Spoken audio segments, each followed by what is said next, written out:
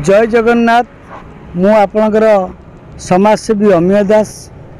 आज मो हृदय कांदुची गोटे छोट कहानी कहीकि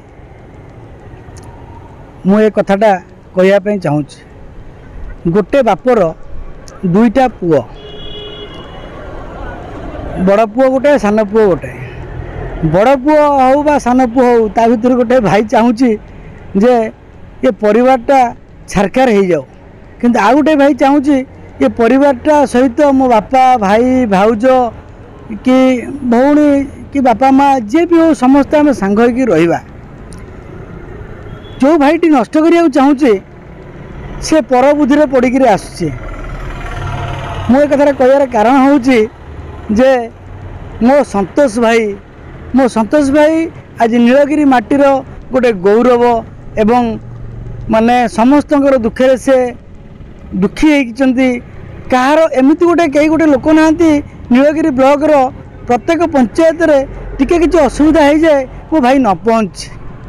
आज मो संतोष भाई माने ये सहित लड़ुचे निजर कर्म सहित से लड़ुंट। यहाँ मोर गोटे दुखर कथा। आज मुझे गोटे भगवान को प्रार्थना करी, जय जगन्नाथ को प्रार्थना करी जे कालीर माने जो टिकेटा कि आमर एमएलए प्रार्थी मो संतोष भाई की टिके मिलगले आम समस्त नीलगिरीवासी उपकृत हबू।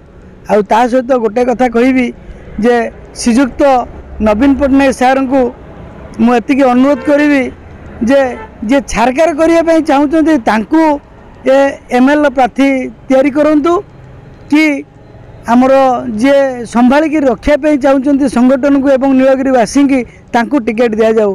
तांको ऊपर डिपेंड करे मुझे तांकू बेसी किसी मोर माने कहबार अधिकार नहीं, किंतु एतिकी मु तांकू अनुरोध करी जोटाक ठीक जोटाक वास्तव सेटा से निरूपण करंतु। मुझे नीलगिरीवासी तरफ एवं पिठाता पंचायत तरफ समस्त माने समस्त मु अनुरोध करी जे मो संतोष भाई की टिकेट मिलो।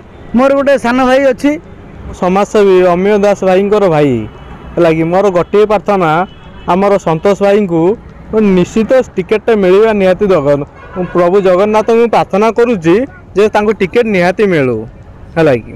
जय जगन्नाथ समाजसेवी अमीय दास भाई हूँ।